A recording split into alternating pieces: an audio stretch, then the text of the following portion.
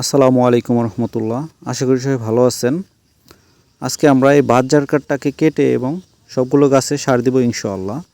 এবং এই বাঁশঝাড়টা মোটামুটি আমরা এ পর্যন্ত 3বার ছাঁটাই করলাম।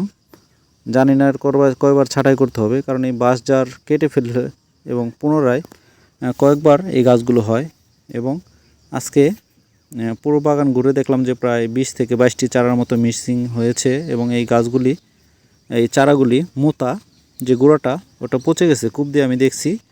এবং যখন আমি চারা এনেছিলাম 2.5 মাস আগে, তখন কিছু চারা আমি ছায়াযুক্ত জায়গায় রেখে দিয়েছিলাম এবং ওগুলোর থেকে কুশি গজিয়ে মোটামুটি 1 থেকে 1.5 ফিট চারা হয়ে গেছে আলহামদুলিল্লাহ।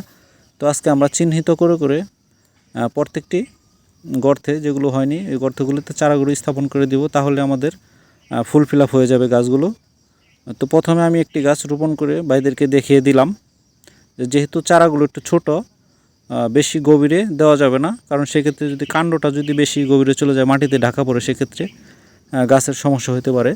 তো মোটামুটি গর্ত একটু গভীর, এই জন্য আমরা কিছু গোবর এবং মাটি আর পূর্বে যেহেতু সার দেওয়া ছিল এগুলো দিয়ে মিক্স করে আমরা গাছগুলোকে রোপণ করে দেব ইনশাআল্লাহ।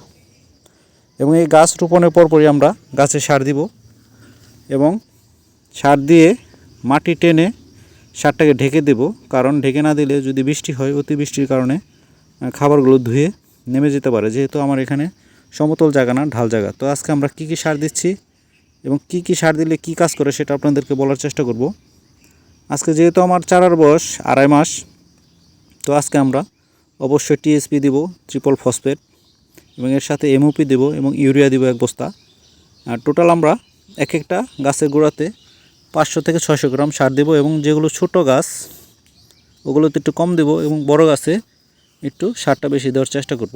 এবং অবশ্যই সারটা গাছ থেকে, গাছের কাণ্ড থেকে 2 থেকে 2.5 ফিট 3 ফিট দূরত্বে রিং করে ওখানে দেওয়ার চেষ্টা করব। এবং পরবর্তীতে আমরা মাটি দিয়ে ঢেকে দেব ইনশাআল্লাহ।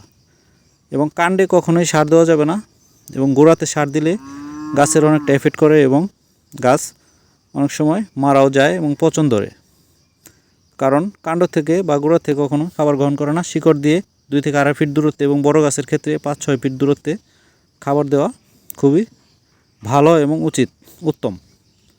এবং আমি প্রথমে খাবার দিয়ে দেখিয়ে দিচ্ছিলাম যে কীভাবে দিতে হবে। তো দেখতেই পাচ্ছেন প্রায় গাছ থেকে অনেকটা দূরে 3 ফিট দূরত্বে, 2.5 ফিট দূরত্বে খাবারগুলো দিচ্ছি। এবং আজকে অনেক রোদ, প্রচণ্ড গরম, এবং হয়তো বা আল্লাহ তাআলা যদি রহমত করে বিকাল দিকে বা সন্ধ্যা বা রাতে বৃষ্টি হতে পারে। যদি বৃষ্টিটা হয় তাহলে আমার জন্য খুবই ভালো হবে। এবং ভিডিওটি যদি ভালো লাগে অবশ্যই লাইক শেয়ার করবেন, আমার পেজটি ফলো করবেন। আসসালামু আলাইকুম রহমতুল্লাহ।